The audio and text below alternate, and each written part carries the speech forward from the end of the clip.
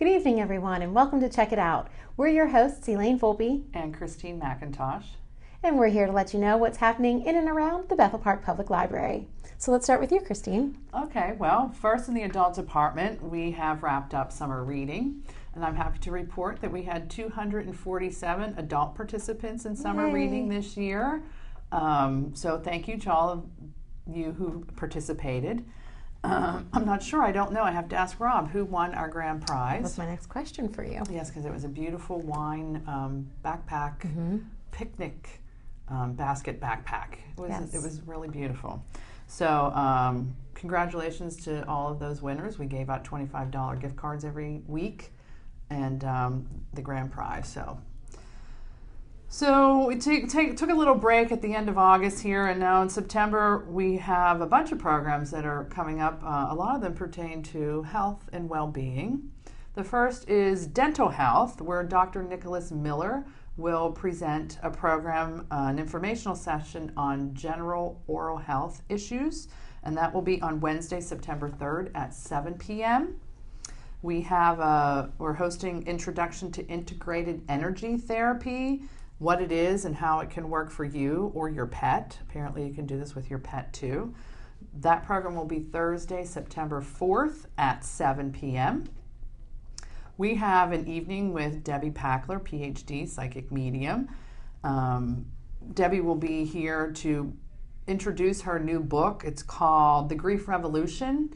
And also, as always, we'll give messages to audience members at the end. Her book is about grieving, and one thing, I'm currently reading it, one thing that I took from it is that after-death communication is a normal part of grieving. So I know when my grandma died fairly suddenly, I would dream, and she was talking to me in my dream. And so, according to Debbie's research, that is a normal part of grieving. Yes. So she will be here Tuesday, September 16th at 7 p.m. for the program, and she will stay afterwards. You can purchase her book for $13, and she will sign it. She did sign mine, so I was happy about that.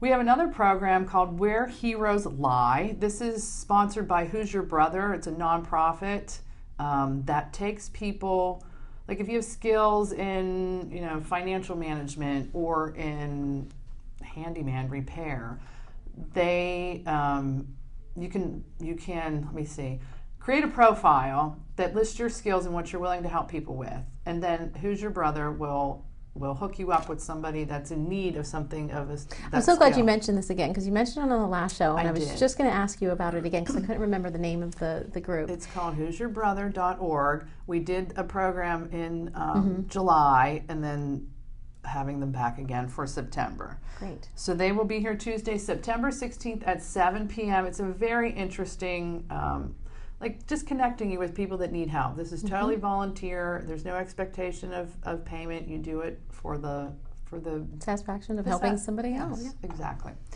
So again, Tuesday, September 16th at 7 p.m. We have thyroid expert Dr. Kevin Smith will be at the library to share information about the causes and cures of low thyroid problems. And that is Wednesday, September 17th at 7 p.m. This one is very interesting. Everybody's talking about the cloud. My stuff's in the cloud. But do we really know what the cloud is? So on Friday, September 18th at 10 a.m., which also happens to be my birthday, Rob will be teaching the Beginner's Guide to the Cloud. So you'll learn, what is the cloud? Where does my stuff go? How do I get it down from the cloud, et cetera, et cetera. So I kind of want to hear some of what that's all about. Yeah, definitely. I have a vague understanding of the cloud. On Tuesday, September 23rd, pharmacists from CVS will be at the library to administer flu shots. It will be that time. It will be that time. They'll be here from 10 a.m. until 1 p.m., and most insurances are accepted, or they do take cash. I recommend. My mother makes me. I always hated getting a flu shot, but my mother... Me too.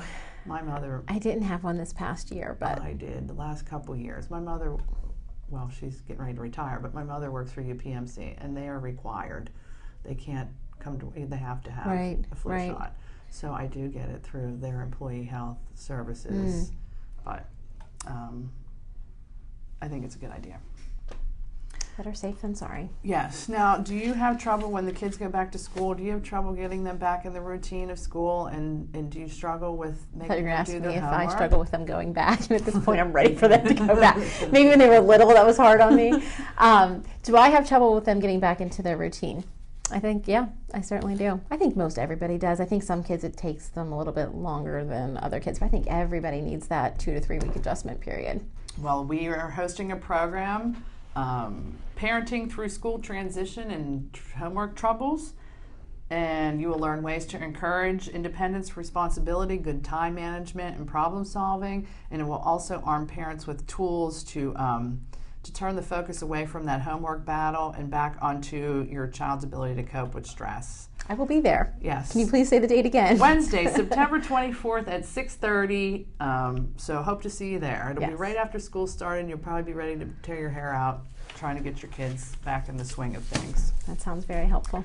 And I did say my mother is retiring this month, and we have a retirement planning seminar coming up. It's presented by Western and Southern Life. And the seminar will explain Social Security, what people need to know about optimizing Social Security, as well as different options available when applying. Now, when I was going through this with my mom, we went to an informational session, and they're not specific about what your problems are, what your issues are, but it really helped. Right. I knew nothing about it. Right, me neither. So I recommend this. Again, that's Thursday, September 25th at 7 p.m. We also have Tai Chi, No Pain, No Gain program. This program will be at the community center because we're expecting a large crowd.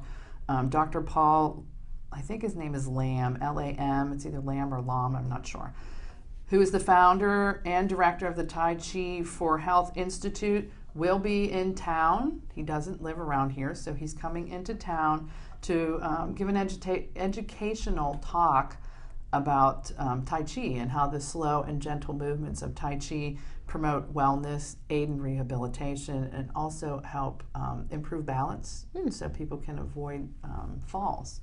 So that will be at the community center on Thursday, September 25th at 7 p.m. We ask that you register for these programs also. One more item. We're going to have a film screening of a documentary called Free China, The Courage to Believe on Saturday, September 27th at 1 p.m. And the topic, of course, is China, but also the human rights violations that have occurred in China and systematic unfair trade practices. So if you're interested in that screening, again, it's Saturday, September 27th at 1 p.m. And just one announcement, I just learned that all students at Independence Middle School will be receiving Google Chromebooks this year that they can take home, to help with their schoolwork. And I just want to let students and parents know that if you do not have Wi-Fi or internet at home, the library does have free Wi-Fi. You can bring your tablet or laptop in and use the library's free Wi-Fi. And if you're really stuck and it's midnight, you can get Wi-Fi in our parking lot. So if you're up against the building. Let's not encourage that, though, Christine. I come in here sometimes at 7. There are people sitting out there. 7 in the morning, there's people sitting out there. Waiting to that last minute. Last minute, have to get some email out. So that is what is going on in the adult department. Great. So over to me, I guess.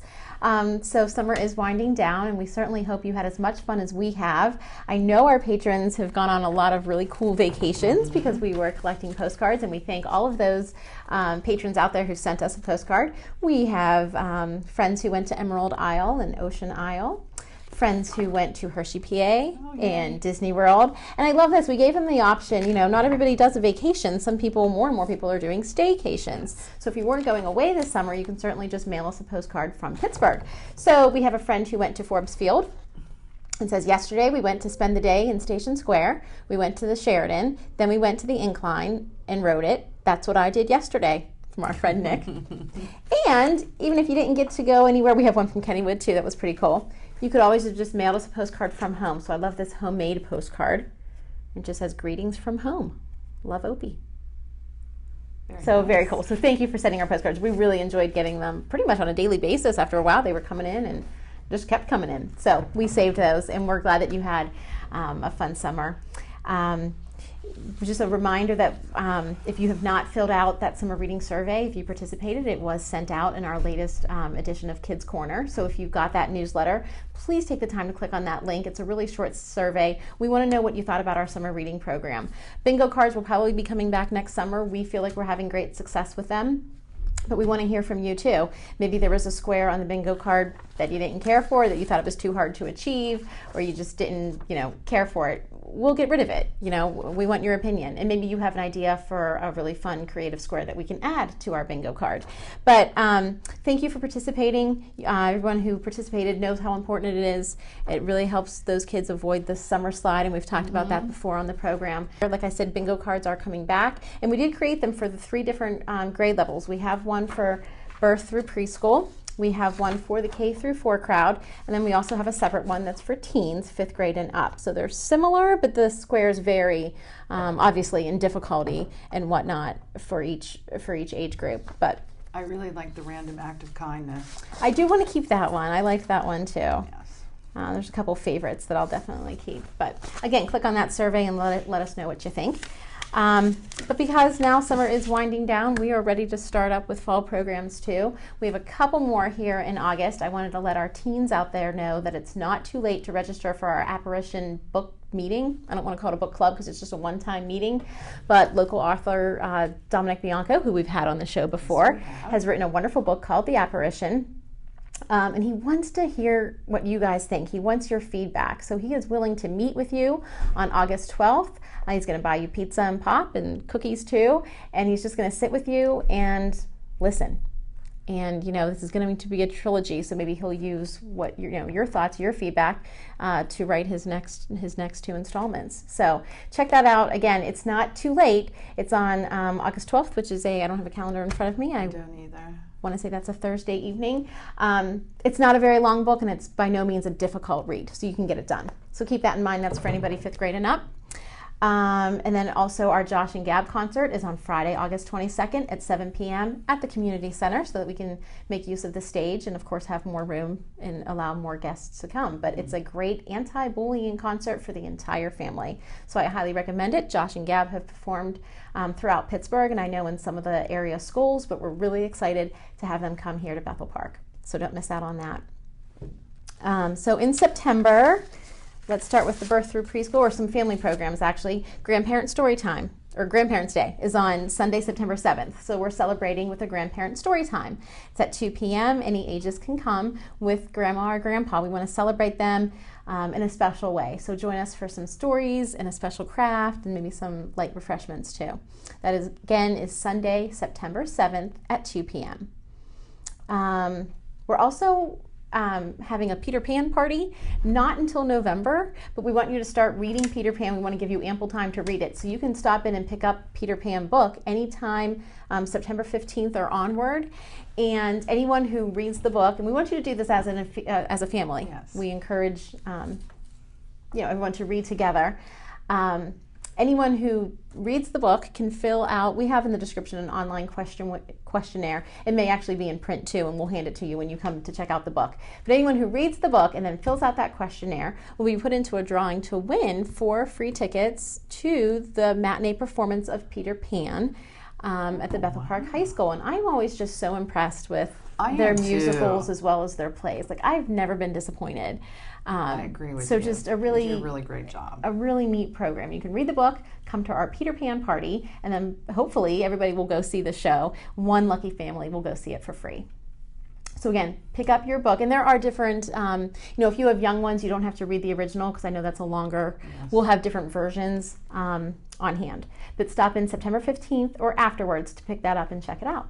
And then for our teens, we have a lot of stuff, but we know September is kind of, we just talked about like transition time. You're getting back into the swing of things. You have school things on your mind. So a lot of our teen programs won't start until October, but we do have a teen spa night for the girl teens out there on September 12th at 6 o'clock. That's a Friday night. You can come back with us, sit down, relax, soak your feet, have a facial, a mini manicure perhaps, and we will serve light refreshments. So grab your friends and join us on Friday, September 12th for a teen spa night. We need to have an adult spa night too. I totally agree. I totally agree on that. We need one of those. But lots of great things, and the flyers are up on our website. They are also printed and available at the children's desk. So please check everything out. And we thank you, and we look forward to seeing you this fall. And stay tuned for our guest. We will have with us Josh Hall of Steel City Lug. Very excited. LUG stands for Lego User Group. So he is an adult who loves Legos, right? Yes. And we're really excited to have him on. So stay tuned.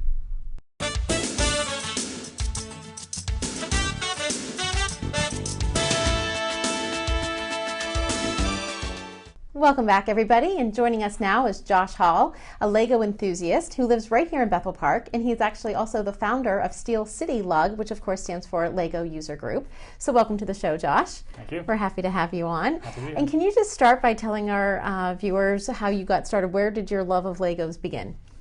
Well, with most people, it starts, and with me, it started as a kid. You know, I got lots of sets when I was a kid, and had my own little Lego room, which was a small room in my basement. And awesome. And my sisters had the Barbies, and I had my Lego room. And, you know, once I grew up, probably in high school, I stopped, and they called that the Dark Ages. So I didn't have anything. I didn't play with Legos at all. And then once I bought my own house, and my mom was getting rid of all my stuff, she said, "Here, take everything up to your house. I don't need it here." And so I had a big bin, probably like 2 feet deep, of just random parts. And so I started playing around with it, and I posted a picture online of what I had built, and someone had asked me if I knew anybody to teach a Lego class out by the airport.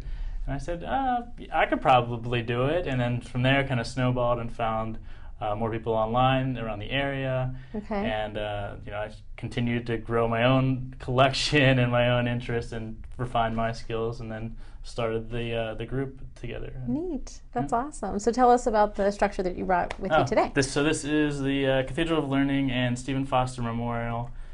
So if you're familiar with Pitt, you'll know this iconic building, and then it lights up if you push on the top of the building. Love it. And so I didn't, whenever I was a student at Pitt, they didn't call them the Victory Lights. And since then, and then when I added the feature, someone had said, "Oh, we love the Victory Lights." I'm like, yes, that's what it is. It's the Victory Lights. Yes. Awesome.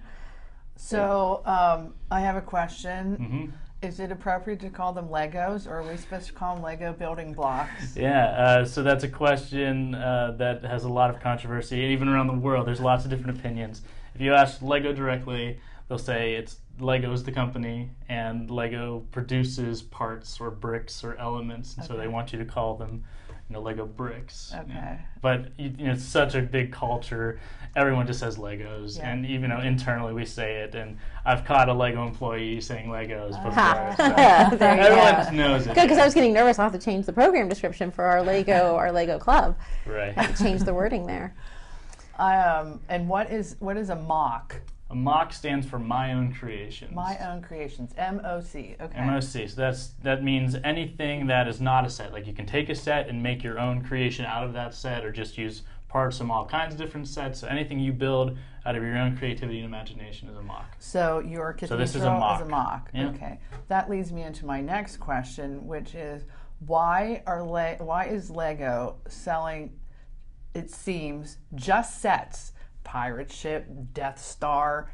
What happened to when I was a kid? You get a big box of just Lego bricks, and yeah, you can still get those. And what you used to not be able to do is buy individual parts, which you can do now. So you can go on Lego's website and just, you know, even in the stores, whenever you have a City for the store, is go to a big wall of just a whole bunch of parts, and you can pick whatever parts you want, as many as you want, put them in a cup, and buy them that way. But they do still sell big buckets of parts. we have not been able to find them. They're just harder to find. Like the sets are so popular. You know, I've seen the SpongeBob and the Star Wars sets and all, you know, everything. Like Christine you can talk said, to me after, and I'll show Okay. I'll let you guys know how to get them. I'm sure. So, how exactly big is your current collection? Do you still have that room in your house that's just your Lego room? Yeah, it's now the basement. And so, yeah, it's grown a crazy amount. So I also inventory all my parts and sell them online on a site called Bricklink. And so Okay. I have a very detailed collection, and I know that I have roughly 100,000 or more parts in my collection. Yeah, wow. You have 2 young ones at I home. do. Are they- Juliet and Madeline. Juliet's 2, a little older than 2, and Madeline will be 9 months in a couple days. And has she started yet to show any interest in? Juliet loves playing with her Duplo blocks. She builds towers, tall towers, and long roads. And we got her some Duplo people, and Awesome. she'll play with those. And she helps me sort sometimes and Good. unsort. They're good at that, aren't They're they? great at that. Yeah. Very good. And Lego also has some robotic kits Yeah, now? there's the Mindstorm stuff. That's a great different. There's many different facets of the Lego hobby and even their products, but the programmable Lego mindset stuff is great. And I wish I could have more time to do that kind of stuff. We have a few members who do robotic stuff, and they do great, amazing things. But yeah, those are great for kids of all ages and adults as well. We just had over the summer a maker space from the Children's Museum come in, and it was on like electronic kind of stuff. I wonder if we could, incorporate some of this Lego robotic. Yeah, this on first Lego Mindstorm. League is a great connection for that kind of stuff too. Awesome. That's Definitely. great. So can you talk and share with our viewers a little bit more about Steel City Lug and maybe anybody who might be, wanting to learn more or join the group? How would they go Sure. about doing that? Yeah, so to be a member, all you have to do is register on the website, steelcitylug.com. And there's no rules about your experience with Lego or what you can do or how many pieces you have. Or age limit? Or a child? The age limit we say, since we're Pittsburgh's adult group, we Right. do say 18 and older. Okay. But we have relieved those restrictions. There are 2 members one is 16 and one is 14, Okay. and they just excel at building. They love this. And I said, well, in 4 years you're going to be 18. I'd love for you to be a member. Right, Once you're right. there. So they do participate in our displays, and we do. We whenever you get a badge if you build for a display.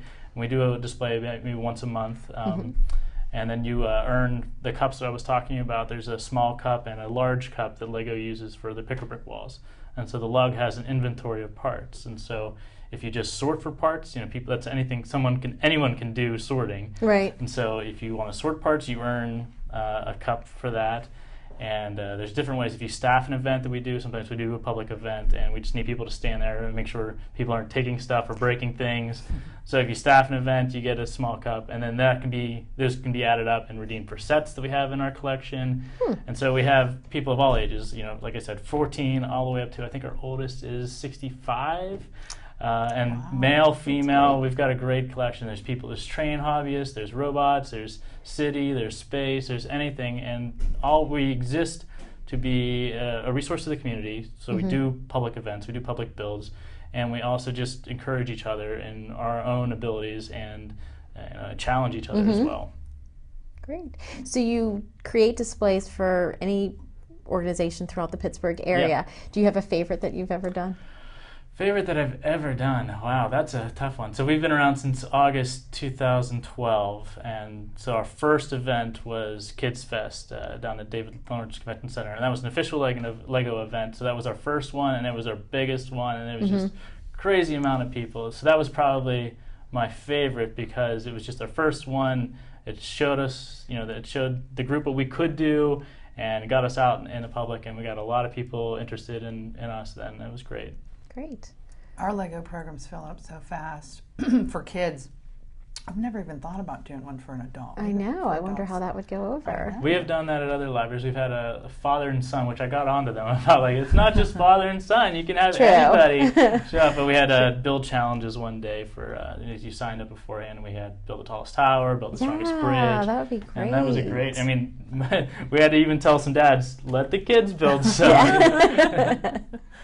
So you are going to put something in our display case, I understand, at some point? Yeah, as long as it all. Well, that was my last question. Yeah. If you'd be Sorry. willing to create something for the Bethel Park Library, I know we Absolutely, would be yeah. thrilled to display something. Anytime we get asked to build something, the guys flock. They love building Yay. things, and they love getting the attention. But they just love building. They have a reason to build, so they love those. I think like any other hobby, it can just be an outlet for, stress or Creativity, just your yeah. creative outlet, right? Absolutely. Just Yes. kind of let loose, have fun, and play. Mm-hmm.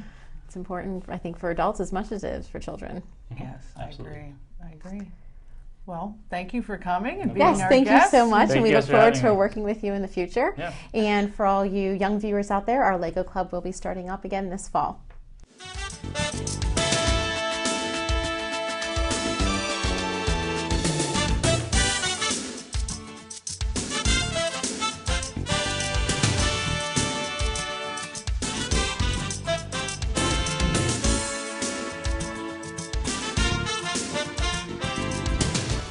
Well, as always, thank you for joining us, everyone. If you need more information about any of the things that we talked about on today's show, please feel free to give us a call. Or visit our website. Or better yet, stop in and see us in person. And don't forget to visit the link Steel City Lug /Cathedral to vote for Josh's Cathedral of Learning structure. He needs at least 10,000 votes in order for Lego then to make his Cathedral of Learning an actual set. So let's help him to do that. Again, that's Steel City Lug /Cathedral. And we will leave you today with a 1-minute book recommendation on a book called Lego, A Love Story. Hope you enjoy it. See you next month.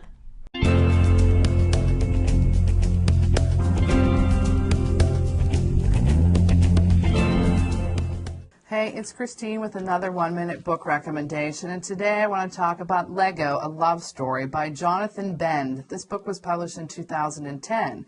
Did you know that there are 62 Lego bricks for every person in the world? And at age 30, our author realized he didn't own one of them.